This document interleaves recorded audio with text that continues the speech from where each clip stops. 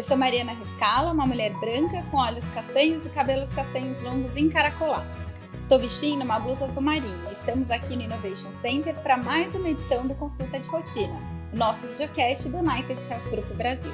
Agora em abril, mais especificamente no dia 2, nós celebramos o Dia Mundial da Conscientização do Autismo, data que foi criada pela Organização das Nações Unidas da ONU para trazer mais visibilidade acerca do autismo, também chamado de transtorno do espectro autista. E aqui comigo eu tenho a doutora Roberta Silva de Carvalho, coordenadora da equipe multidisciplinar do Hospital Ana Costa, e o Luiz Gustavo Palma, supervisor de ouvidoria da MIL e também nosso guardião de marca empregadora. E nós vamos ter um bate-papo sobre esse tema, que é esse pilar de inclusão e diversidade tão importante dentro e fora da nossa empresa. Sejam muito bem-vindos, obrigada pela presença. Meu nome é Roberta, eu sou formada em psicologia, sou coordenadora da equipe multidisciplinar, do Ana Costa, aqui no Hospital do HG de Santos. Eu sou uma mulher branca, de cabelo castanho, olhos castanhos, estou de vestido preto e acho que é isso, né? Sou o Luiz Gustavo, sou supervisor de ouvidoria, tenho 33 anos. Eu sou um homem branco, de cabelos pretos, olhos castanhos, estou vestido uma camisa branca, tenho cavanhaque e estou de óculos azul. Sejam bem-vindos, gente. Doutora, para a gente começar, o que é o autismo e por que agora ele é chamado de transtorno do espectro autista, o TEA, né? Isso, tão conhecido TEA.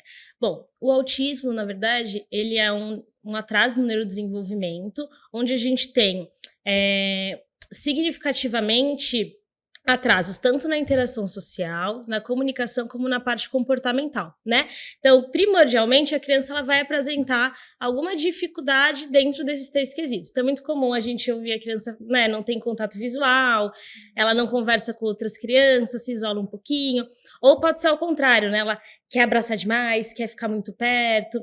É muito comum que eles tenham atraso na fala, na comunicação. Então, a gente entende muitas vezes comunicação como a criança não falar, Mas tem criança que fala e não comunica nada com aquela fala.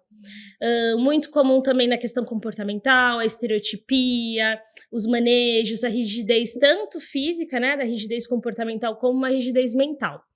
Qual foi a sua outra pergunta? Desculpa. E por que agora ele é chamado de transtorno do espectro autista? Antes a gente tinha classificado como autismo e o Asperger, que é tão conhecido.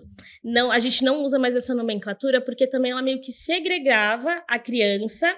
Então, o autista era aquela do nível mais difícil, um nível de suporte maior, e o Asperger é aquele que a gente vê como uma criança muito inteligente, muito especial em alguma área de conhecimento. Aquela criança que sabia muito de matemática, muito de geografia. E a gente entendeu que o autismo, na verdade, por que ele enquadra no espectro? Porque não existe um igual ao outro. Então, você vai ver que cada criança tem a sua peculiaridade, seus déficits, suas qualidades. Então, cada uma está dentro de uma categoria. Então, o que a gente classifica hoje é o nível de suporte dela. O nível 1, nível 2 e o nível 3, Que seria o leve, o moderado e o severo. E aí vai depender muito ali da criança, da gente entender.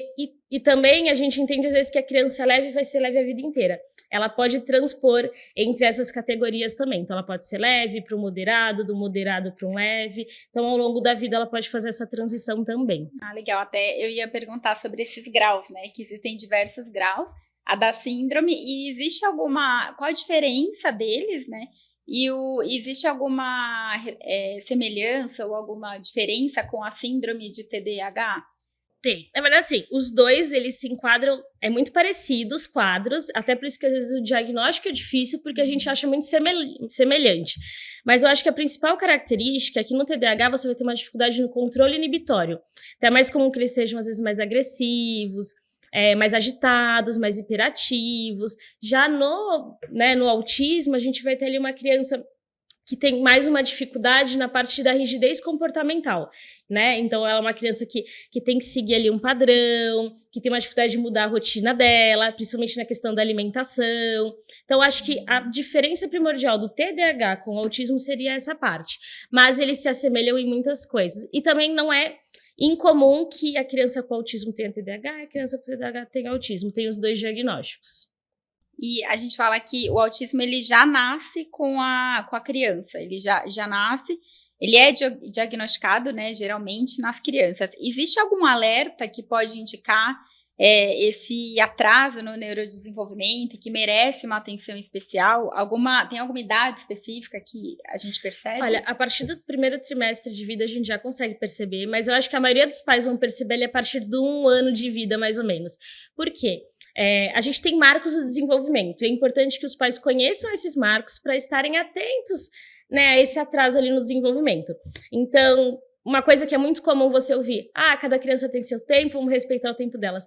Não é bem assim. A gente tem um marco de desenvolvimento que ela tem que atingir. Então, vamos supor, uma criança tem que falar 3 palavras até 2 anos e 4 meses. Se passar disso ela não falou, não é bem o tempo dela, ela já apresenta. Não quer dizer necessariamente que ela vai ter um transtorno, mas é um atraso que precisa ser ali analisado.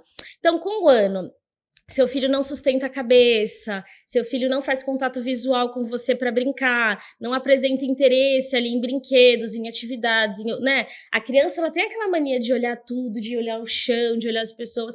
Então aí já são alguns indícios que, né, essa parte a parte física da criança não conseguir erguer o pescoço já é um indício, mas também a falta dela de interesse, né, como um todo, assim, no geral, a volta dela já também é um sinal. Aí é bom procurar ajuda. Tem alguma questão relacionada à poda neural? Tem estudos, né, que se falam sobre a poda neural, então a gente vai classificar aí o autismo, ele é multifatorial em que sentido? Você pode ter uma predisposição genética, tudo a gente tem que ter uma predisposição genética, né? E um fator ambiental. E aí dentro disso eles vão categorizar idade dos pais, algum sofrimento fetal. Então, tudo isso pode influenciar sim, tem que ter a predisposição genética, mas aí tem algumas pessoas que falam do autismo tardio, né, o regressivo. Que seria o quê? A criança, a gente tem algumas podas neurais importantes, então aos 2 anos, aos 7, algumas fases da vida.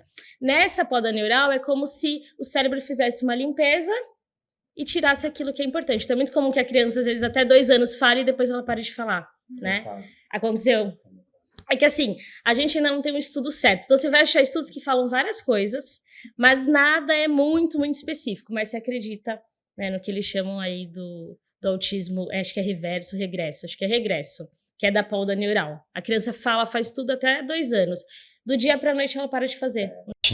Fala vovó, papá, mamãe, tinha alguns comportamentos, brincava com alguns brinquedos assim, depois de um certo período ela simplesmente parou. Quantos anos ela tinha? Foi por volta próximo dos 2 anos. 2 anos, né? E aí começou algumas estereotipias, o contato já não vinha mais, e não nada de fala, né? E aí foi quando a gente começou a correr para investigar. Bom que vocês foram cedo, né? Prestaram atenção e foram buscar ajuda. Acho que o diagnóstico precoce é o mais importante dentro do espectro.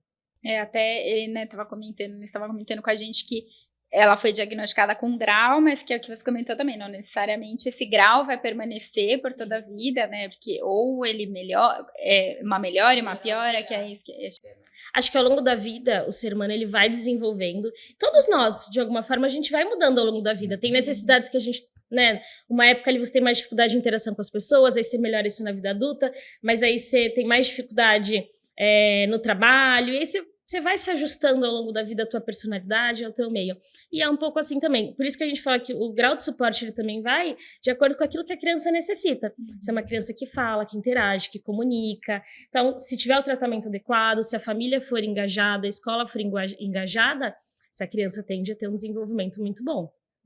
Acho que isso é o principal. Eu escutei isso na escola e a coordenadora da escola falou isso pra gente, que muitas famílias não dão suporte para as crianças, simplesmente deixa a criança na escola e acha que tá tudo bem e isso vai impactar lá na frente. É uma coisa que a gente briga. Eu trabalhava como psicóloga no NACNE, né, que é o nosso núcleo de atendimento a crianças com necessidades especiais, e era uma coisa que a gente brigava muito, que era, essa criança tá na terapia toda semana, mas aquilo é só um pedaço do desenvolvimento dela. Então, a terapia tem que ser na escola, a terapia tem que ser em casa, tem que ser com os avós, tem que ser dentro do consultório. Então, se não tem esse conjunto, essa ajuda familiar, escola, a gente tenta sempre liga pra escola, conversa com a escola, faz chamada de vídeo, vê como é que tá sendo.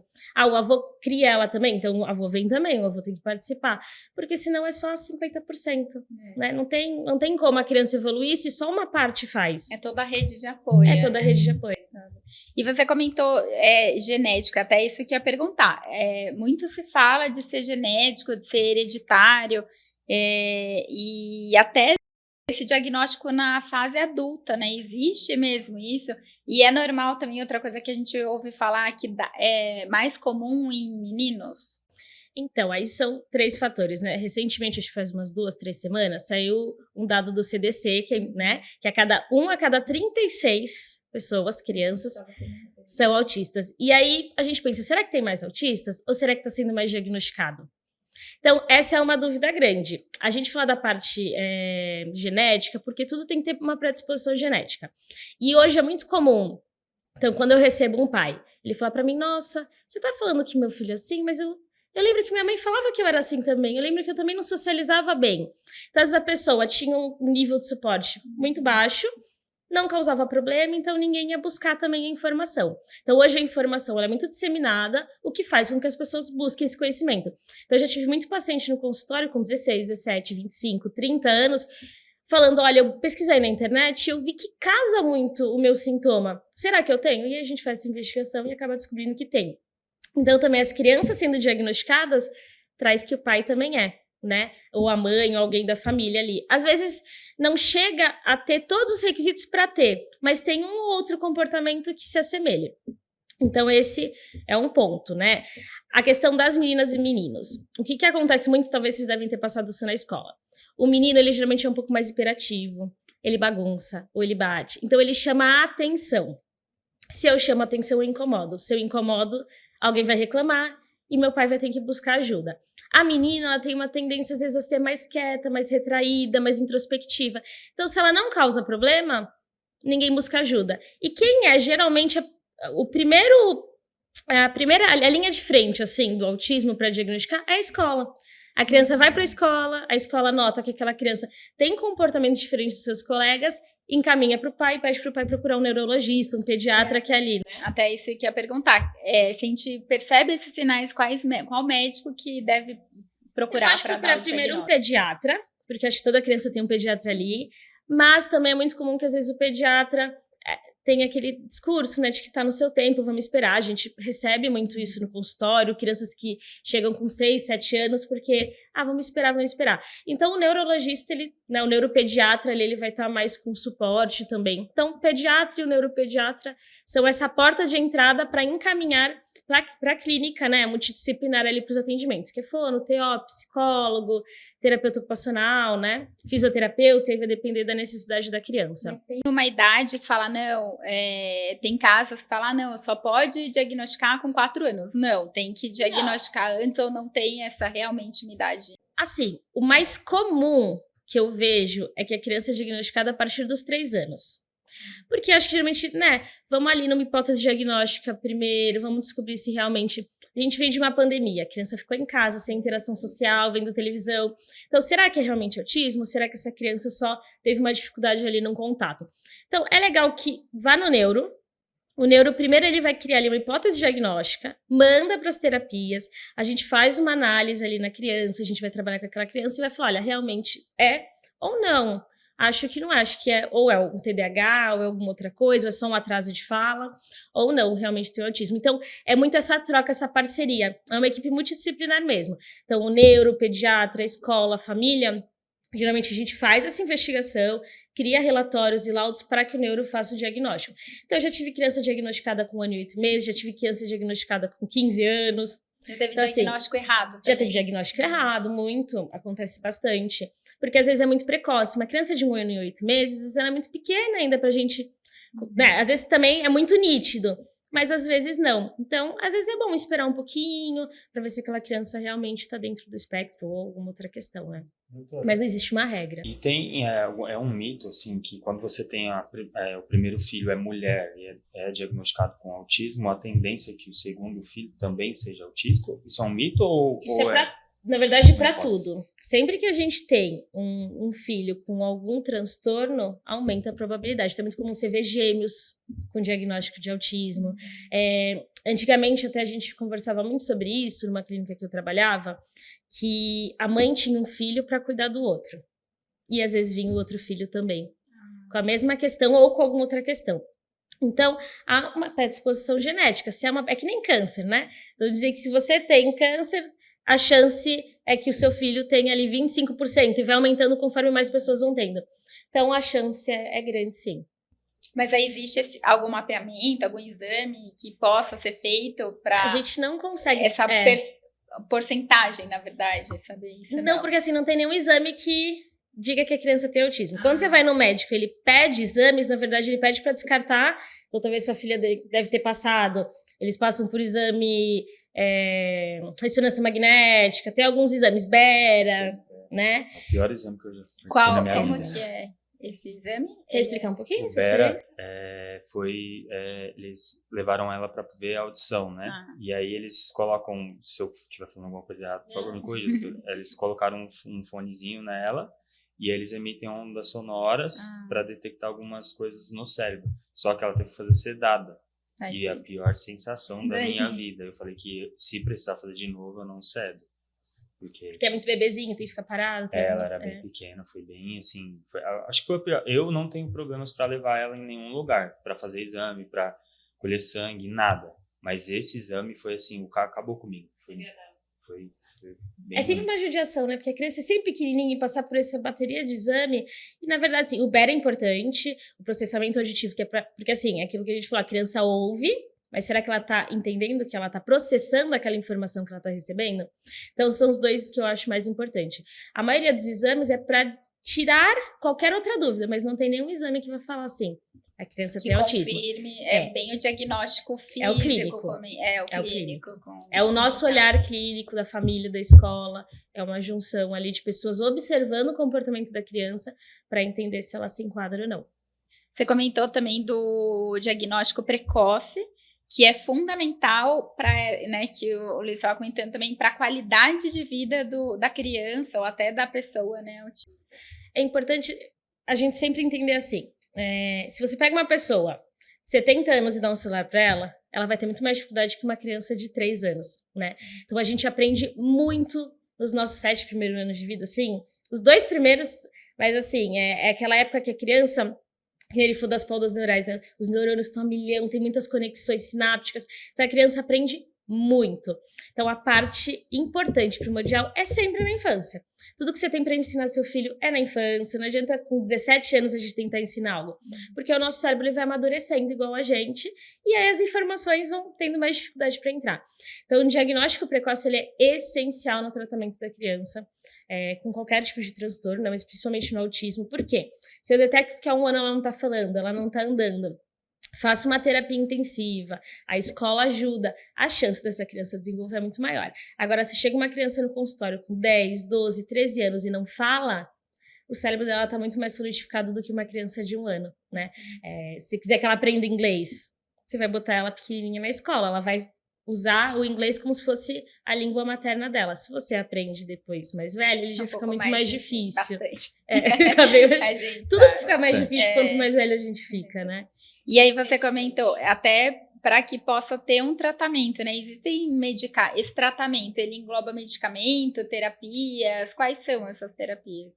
As terapias geralmente são psicologia, né, que é a parte ali comportamental, fonoaudiologia, a parte da fala, terapia ocupacional, que é uma parte ali, eu não sei se sua filha tem, mas uma sensibilidade auditiva. Faz cabelo, couro cabeludo terrível.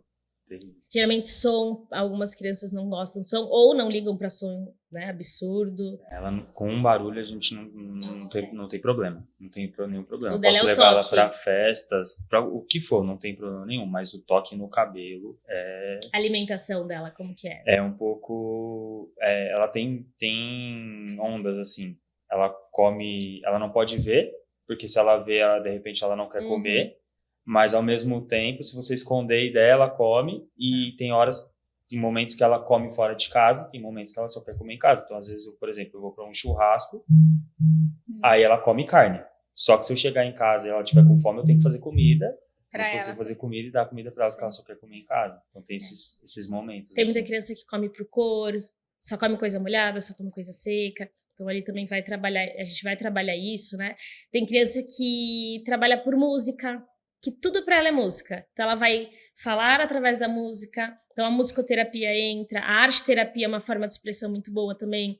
Fisioterapia para a parte motora. Tem alguns lugares que tem educador físico, então aqui no NACNIC a gente está abrindo aqui em Guarulhos, Butantã e Tatuapé. Educador físico, psicomotricista, arteterapeuta, musicoterapeuta. Então é um trabalho muito legal em conjunto, com o neuro. Na parte da medicação, e aí a gente vai trabalhar comportamental, questão de alimentação, toda essa parte. A medicação, não existe uma medicação específica para o autismo. O que a gente trabalha? Essa criança não dorme. Então a gente vai trabalhar uma medicação para insônia. Ela precisa descansar. Sem dormir a gente não funciona, a gente não aprende, a gente não raciocina. Então é muito comum dentro do consultório, olha, hoje eu não consigo levar meu filho porque ele não tá dormindo. Se ele não dorme, a terapia para ele vai ser desgastante, né? A criança até cria uma aversão à terapia. Então, a criança é muito agressiva às vezes, tá batendo muito, tá se autolesionando muito, tá lesionando outra pessoa. Então a gente de repente trabalha uma medicação ali. Ela tá muito dispersa, distraída, não consegue focar na escola. Então a medicação é mais nesses pontos específicos, mas não é uma regra. Algumas crianças vão precisar, outras não. E infelizmente, né, os autistas e até as famílias que a gente estava conversando ainda sofrem muito preconceito, né? Acho que muito desse preconceito é também pela falta de conhecimento, né, de entender sobre o assunto, que ainda existe sobre o tema. Como que é, Luiz? Conta pra gente esse preconceito aí, difícil. Se você já vive, você, né?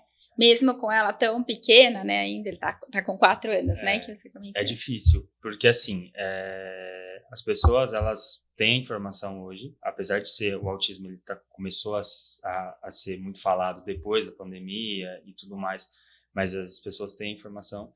Só que, assim, tem pessoas que você percebe que elas estão te fazendo algumas perguntas, ou está te falando alguma coisa, mas é por falta de conhecimento mesmo, ela não está na maldade. Tem pessoas que você já percebe que já não é muito aquele comentário de olho, tipo, vai ao ver a criança tendo uma crise, ou ver a criança fazendo alguma coisa, aí olha para o lado, faz um comentário, põe a mão na boca, assim. Então, é difícil. A gente sofre muito com isso, mas que eu converso sempre com a minha esposa, né?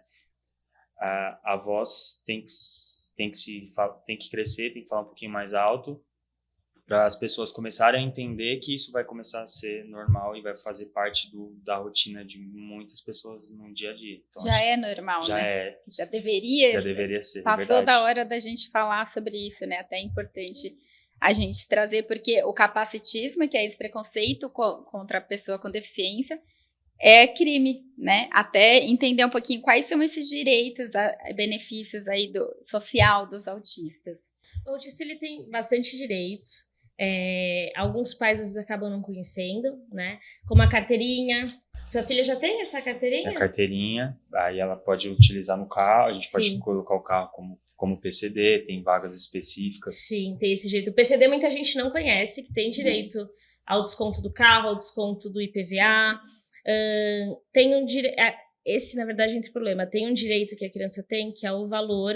Eu esqueci o nome agora. Que você pode receber do governo. O LOAS. Só que o LOAS, ele é para quem tem 1/4 do salário mínimo. Que, né, a criança deveria ter direito àquele salário pelas necessidades que ela tem. Muitos pais param de trabalhar para cuidar dessa criança, não sei se é o caso de vocês, mas muita gente não tem ajuda, acaba deixando de trabalhar, a mãe principalmente, né, acaba deixando de trabalhar, porque tem criança que faz 10 horas de terapia, 5 horas de terapia, não tem condições, você tem que estar ali, levando a criança, ficando. Então, assim, nesse direito que a criança tem do LOAS, é se os pais tiverem até 1/4 do salário mínimo por mês. Questão da escola também, isso é muito importante. Toda criança tem direito a um tutor dentro da escola, sendo ela particular ou sendo pública. A gente enfrenta muita dificuldade na particular às vezes, né? Já deve ter passado por isso. Se for do preconceito, né? Só voltando um pouquinho, nós trocamos ela de escola recentemente, e aí nós fomos procurar outra escola particular, e assim, você é super bem atendido. Quando você fala que a sua criança é autista, para de responder, fala que, eu acho que você deveria manter ela na mesma escola. E assim, não são escolas baratas, então você percebe que realmente tem um problema. Despreparo, né, até para lidar com a situação. Aí você vai para uma escola pública, é totalmente ao contrário. E as pessoas falam, mas a escola pública é isso e aquilo. Não, pelo contrário. O melhor acolhimento que minha filha está tendo agora no momento é a escola pública. É o melhor, é o que a gente sempre indica. Todos os preconceitos que a gente viu em escola foi em particular. Toda a falta de suporte foi na particular, porque acho que eles acreditam que o custo às vezes não compensa. O que eles acreditam ser o trabalho que eles vão ter, né? Então eles não trabalham com inclusão. Apesar de ser um crime, é difícil a gente provar Sim. Porque eles acabam criando estratégias que você também não se sente confortável em deixar mais seu filho ali dentro. Eu não confiaria, né? Sabendo que tem e o colégio particular tem preconceito. Então, apesar de ser um crime, é um crime difícil da gente provar e conseguir seguir ali adiante. Você comentou até antes da gente passar para a próxima pergunta, que é como a gente pode ajudar, né, os autistas e os familiares. Você comentou que acho que é muito bacana, que muita gente não sabe, né? Porque o autismo, de certa forma, ele pode ser uma deficiência um pouco silenciosa, porque a pessoa não tá vendo, né? Não Sim. é uma pessoa que apresenta ou precisa de uma cadeira de rodas, alguma coisa, uma bengala, e você vê que é físico, né? Você consegue enxergar.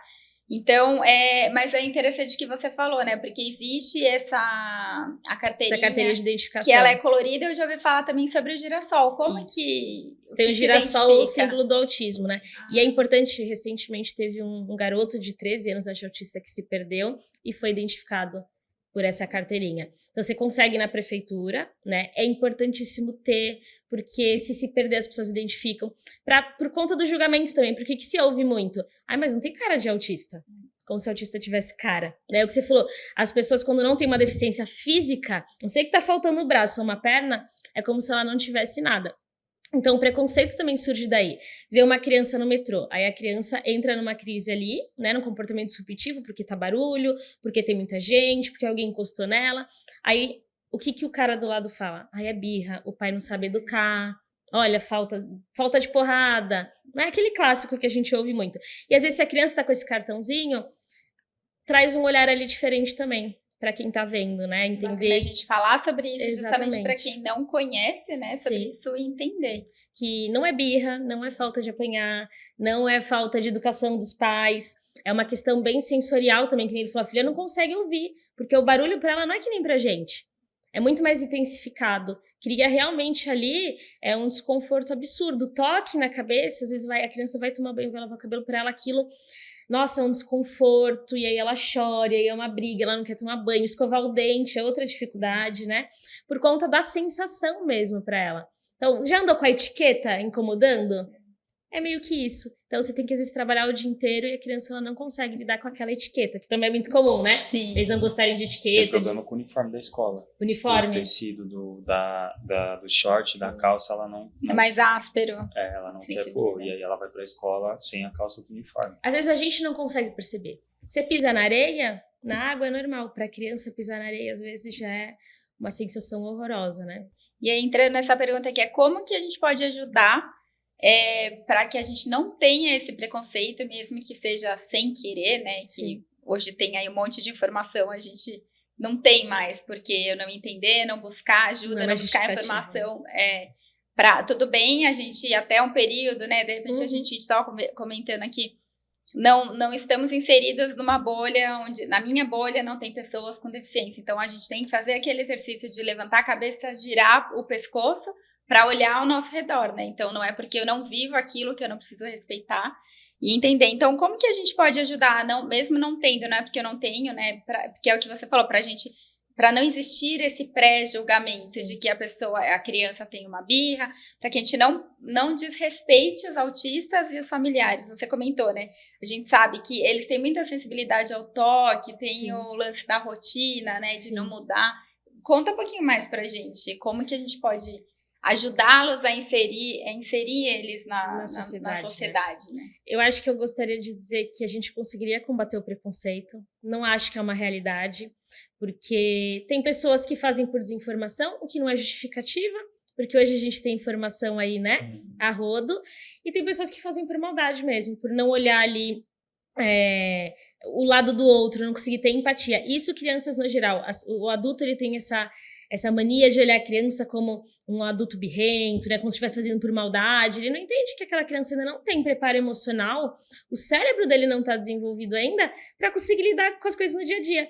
A gente faz birra, né? A gente bate porta quando tá brava, a gente grita e a gente quer que a criança não faça o mesmo.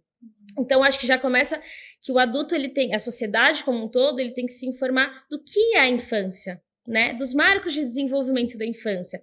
Que aquela criança talvez não esteja preparada naquela idade para atingir aquela expectativa que a gente tem sobre ela, né? E a segunda parte é quanto mais informações a gente leva, melhor. para as pessoas. Então, se a gente tem um Instagram, postar sobre informações do autismo, o que é, como lidar, se a gente vê um pai passando por uma situação difícil, vamos lá ajudar, né? Então, às vezes no consultório acontece muito. A mãe já tá saindo, e aí o filho tá em crise, a mãe tá jogada no chão, tentando segurar a criança, e as pessoas passam, não ajudam, não acolhem. Não necessariamente é pegar aquela criança, mas é oferecer um conforto pro pai também. Até porque o toque é muito sensível, exatamente, né? Mas aquele pai às vezes tá precisando do toque. Tá precisando que você segure o cabelo, que você traga uma água, que você ligue um ventilador, que você só fique do lado dele pra acompanhar, né? Porque os pais acabam também entrando num sofrimento. Porque eles não querem ver o filho sofrer, aí eles acabam sofrendo, e a gente acaba auxiliando a criança, mas esquece também esses pais que precisam desse auxílio, que precisam desse suporte. Então, sempre nas clínicas é importante a gente incentivar os pais a fazerem terapia também, a conversar sobre, a ter um tempinho para eles também, né? Mas eu acho que disseminar informação. Você conhece um amigo, se você falar para ele, ele já fala para outro, fala para outro. Se a gente tem um Instagram, um Facebook, sempre publica com vídeo. Então, a gente tem a Mayara Gaiato, ela sempre posta muita informação bacana, reposta os vídeos dela, ela fala de uma forma bem didática. Então, assim, é uma forma legal. Compartilhar conhecimento, informação nunca é demais. Aproveitando, até trouxe aqui algumas frases que são muito comuns, pode não parecer, mas elas são totalmente preconceituosas e desrespeitosas. Nossa, nem parece autista, como ele é agressivo, você não tem emoções, pelo contrário, né, muito, e tá lá, isso é muito comum, gente, e tá lá no mundinho dele, é autista, não, isso não é legal, não diga isso, não fale isso, é preconceito, a gente tem que combater, vamos trabalhar para incluir isso, né, que o importante é sempre a gente observar que cada pessoa, conversar com ela, cada uma tem um jeito, né? Entendendo as características de cada um deles, entendendo como a gente pode ajudar. Nunca, me faltou a palavra agora, nunca invadir o espaço dela. E é o que você falou, não chegar pegando, mas perguntar, né? Sempre isso como a gente fala com qualquer um, né? Como eu posso te ajudar? Você está precisando de... Que é o que você falou, às vezes... É um abraço, né? Quanto menos julgamento existir, mais espaço para diálogo, mais a gente vai combater e inserir os autistas, os familiares e todos eles. Criança mesmo. Né? Se você pega uma criança em crise, você não precisa segurar ela nada. Você senta do lado dela, conversa com ela, calma. Mas ela só precisa disso. Ontem ela teve uma crise à noite e ela tem uma barraca. Ela gosta de ficar deitada dentro dessa barraca. Eu tive que deitar na barraca com ela e fiquei um tempo na barraca até ela se acalmar, para ela poder levantar. Ela foi, sentou do meu lado na mesa, aí comeu, aí brincou um pouquinho, depois foi deitar para dormir. Então, às vezes, a gente observar também o comportamento da criança e entender o que ela está precisando naquele momento. E para as pessoas que estão próximas da gente ou que estão observando, antes de perguntar alguma coisa ou antes de tomar uma ação, na verdade, pergunta. Porque às vezes a criança está identificada, ela está com um crachá, ela está com um cordão e a pessoa vai lá e quer pegar nela.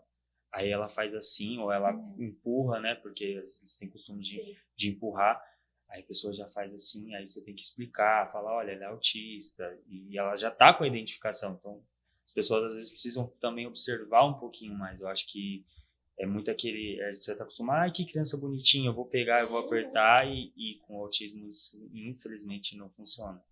Para você chegar próximo de uma criança é bem difícil. Minha filha hoje, ela chega perto de alguns amigos que nós temos e algumas pessoas conseguem brincar com ela por causa de estar muito tempo e muito junto. Então, às vezes, todo final de semana está na casa de um, está na casa de outro, está sempre se vendo. E aí ela acabou entendendo, esse aqui é o meu ciclo, essas pessoas são amigas do meu pai e da minha mãe, são confiáveis, podem me tocar. Mas nem sempre também. Às vezes não quer, empurra, não aceita. Na terapia é assim também, né? A gente fala que o primeiro passo na terapia é vinculação. Se você não vincula com a criança, esquece. Então, não existe tratamento sem vinculação. Então, você passa ali, às vezes, 1, 2 meses, às vezes, só vinculando. Porque é uma criança menorzinha, porque tem dificuldade de se afastar dos pais. Então, é sempre respeitar o espaço do outro, principalmente, né, nesses casos. E isso independente de qualquer doença, de ter autismo, de ter, ou qualquer situação. Transtorno. A gente não fala de cara, né, com todo mundo, a gente precisa ganhar uma confiança, né, em qualquer relacionamento, Exatamente. até a gente, que você comentou como psicólogo, a gente não chega falando, meu melhor amigo, eu vou falar tudo pra ele, não, você primeiro tem que sentir o terreno, digamos assim, né, que é o que a gente fala. Então, acho que a observação e oferecer ajuda, né, compartilhar conhecimento, acho que é isso, é vinculação, compreensão, empatia e respeito. Se a gente tem isso, a gente consegue... O respeito é o principal, assim, eu falo para todo mundo, você não precisa entender, você não precisa conhecer e você não precisa saber, mas se você respeitar, já é um grande passo para a gente poder conseguir ter uma convivência, né? É isso. Porque não adianta nada você saber do assunto, entender tudo e não respeitar, não vai fazer sentido. O conhecimento sem respeito. Queria agradecer pela presença de vocês nesse tema trazer um pouquinho aí de informação, né, que acho que é muito importante. Muito obrigada mais uma vez pelo convite, prazer. Espero que sua filha, se precisar de qualquer coisa, estamos aí para ajudar. Com certeza, e agradecer vocês pela oportunidade e por trazer um tema que não só para as pessoas que estão assistindo, mas para dentro da nossa empresa também é importante, que acho que todo mundo tem que estar muito bem antenado, porque é novo, né? É importante, cada vez mais a gente vai ter isso no nosso dia a dia e acho que compartilhar esse tipo de informação que a gente está tendo aqui é esse mesmo. Obrigada. Lembrando que o autismo não se cura, ele se compreende e principalmente se respeita. O autismo não é uma coisa boa ou ruim, ele é o que você é o jeito que você tem.